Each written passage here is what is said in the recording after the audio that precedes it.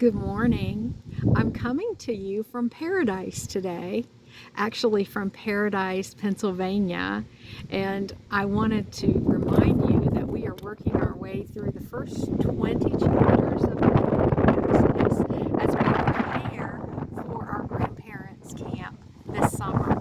And I wanted to talk to you for a minute and let you remember that the more we personally study and apply God's Word to our lives, the better equipped we're going to be to share with our grandchildren. And we can be praying about what specific things do we want to teach these children and pass on to these children this summer. We certainly can't go into the depths of the concepts that maybe is beyond their capability of understanding, but we can pull out truths and we can apply them as we go through the day, because we need to always be remembering that in Deuteronomy chapter 6 it talks about the parents and grandparents who are going to teach the next generation as we go through our day.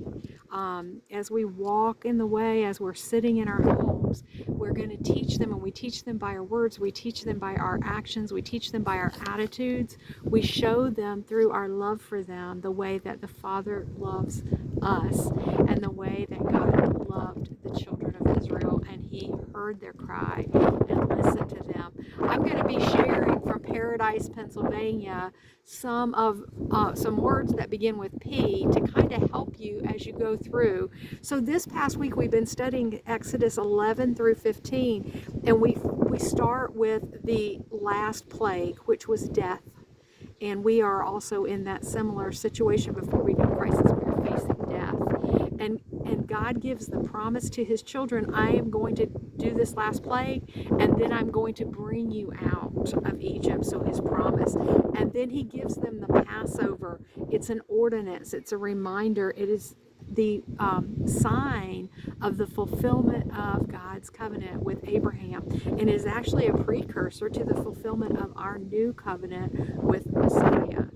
There's a purpose in all of this whole story, is that God is going to bring you into the promised land, and that also helps us to see ahead to the new covenant, that there's going to be an eternal kingdom, and God is going to bring us into His kingdom. We see God's protection from Pharaoh's army, and then we see the pathway. And if you remember, it says that He didn't lead them in the pathway by the sea, the way of the sea, because then they would have been in war with the Philistines, and as being slaves for so long, they weren't ready for that. So God led them through the wilderness where they would know who He is. And then He gives them His presence.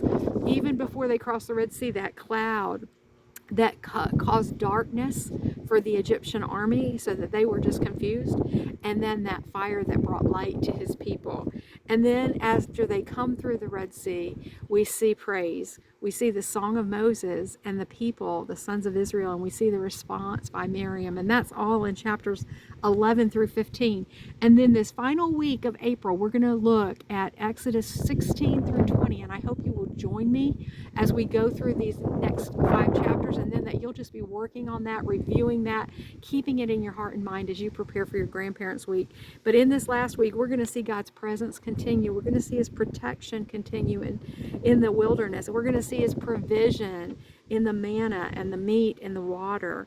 We're going to see His precepts given to Moses as we get the 10 Commandments and the law on the mountain.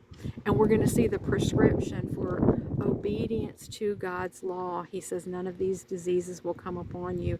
And if you obey me, as you obey me, I'll bring you into the promised land. So we have a lot of P's to think about: the plague, the promise, the Passover, the purpose, the protection, the pathway, presence, and praise in what we have studied this week. So I hope if you haven't been reading along, you'll catch up with us, and I look forward to talking to you soon. Goodbye from Paradise, Pennsylvania, and I'll hope to talk to you next week when I get back into New Bern, North Carolina. Have a great day.